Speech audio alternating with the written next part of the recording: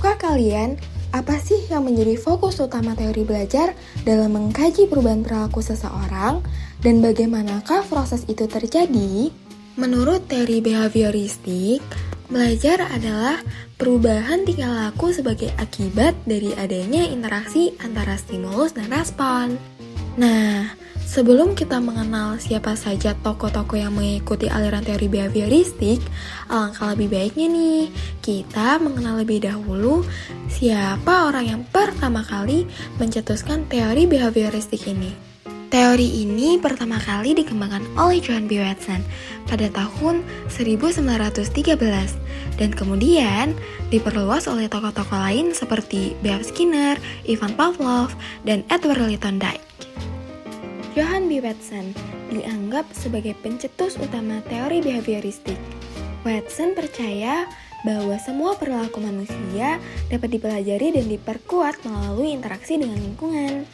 Menurutnya, manusia lahir dengan kemampuan untuk belajar melalui asosiasi antara stimulus dan respon, sehingga semua perilaku dapat dipahami sebagai hasil dari belajar. B.F. Skinner merupakan salah satu pengembang teori behavioristik yang paling terkenal. Ia mengembangkan teori tentang penguatan, yaitu cara untuk meningkatkan atau memperkuat perilaku yang diinginkan dengan memberikan konsekuensi positif atau negatif.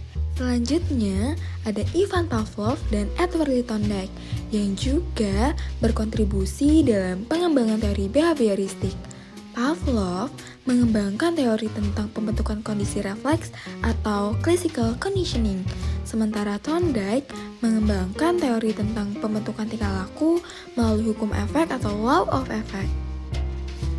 Tujuan pembelajaran menurut teori behavioristik ditekankan pada penambahan pengetahuan, sedangkan belajar sebagai aktivitas mimetik atau meniru yang menuntut peserta didik untuk mengungkapkan kembali pengetahuan yang sudah dipelajari dalam bentuk laporan, kuis, atau tes. Contoh sederhananya, saat kita memberikan pertanyaan berapa hasil 3 tambah 4, siswa akan menghitung hasilnya dan berusaha menjawab dengan benar. Jika jawabannya memang tepat, kita akan memberikan pujian ke mereka. Dari kejadian ini, siswa tahu bahwa cara untuk mendapatkan pujian adalah menjawab pertanyaan dengan benar. Kedepannya, saat ia ingin mendapatkan pujian dari kita, ia akan melakukan hal yang sama. Ternyata betul ya, sebuah pujian kecil bisa menciptakan perilaku yang baik terhadap siswa, bahkan memotivasinya untuk terus belajar. Setelah mendengar pemaparan materi tadi, mari kita coba pemahaman kita dengan menjawab pertanyaan berikut. Yang pertama, conditioning merupakan teori yang ditemukan oleh A. Ivan Pavlov, B. Watson, C. Skinner, D. Ausubel. Yap, jawaban yang benar adalah A. Ivan Pavlov.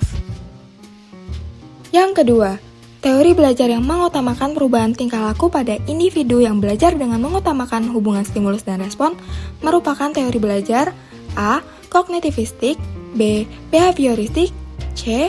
Humanistik, D. Konstruktivistik. Yap, jawaban yang benar adalah B. Behavioristik.